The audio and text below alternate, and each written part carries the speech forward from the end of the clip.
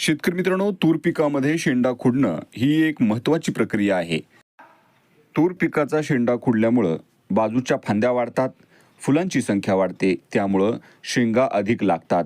शेतकरी मित्रांनो, एकाच झाडाला अधिक फांद्या, अधिक फुलं आणि अधिक शेंगा असतील तर आपल्या उत्पन्नामध्ये भरघोस वाढ आपल्याला दिसून येते. तूर पिकामध्ये शेंडा खुडण्याची वेळ जर पाहिली तर लागवडीपासून साधारणतः 45 ते 50व्या दिवशी आपण तूर पिकाचा शेंडा खोडू शकता. किंवा आपल्या तूर पिकाची उंची ही 40 ते 50 सेंटीमीटर झाली की फुलकळी येण्याआधी आपण शेंडा कट करायचा आहे. तूर पिकाचा शेंडा कट करण्यासाठी मुख्य जो शेंडा आहे तो 5 ते 7 सेंटीमीटर हलक्या हातानं कापून टाकायचा आहे. किंवा या ठिकाणी धारदार चाकू, कात्री याचा सुद्धा आपण वापर करू शकता.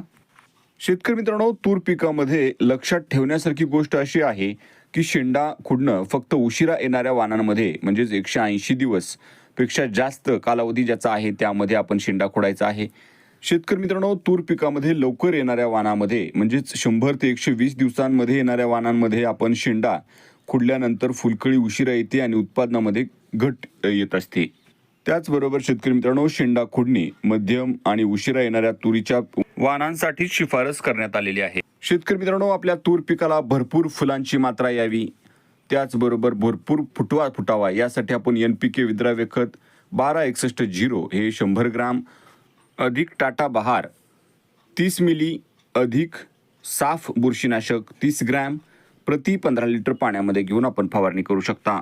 या फवारणीमुळे आपल्याला तूर पिकावरती भरपूर फुलधारणा झालेली दिसून येईल. ही फवारणी आपण तूर पिकावरती 5 ते 10% फुलं दिसू लागल्यानंतर करायचे आहे.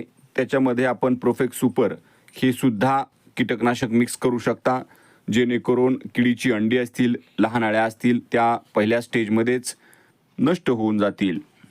शेतकरी मित्रांनो, वेगवेगळ्या पिकांचे, खतांचे, कीटकनाशकांचे, बुरशीनाशकांचे शेतीविषयक A to Z माहिती पाहण्यासाठी आपल्या व्हिडिओला लाईक करा, शेअर करा, सबस्क्राईब करा. धन्यवाद.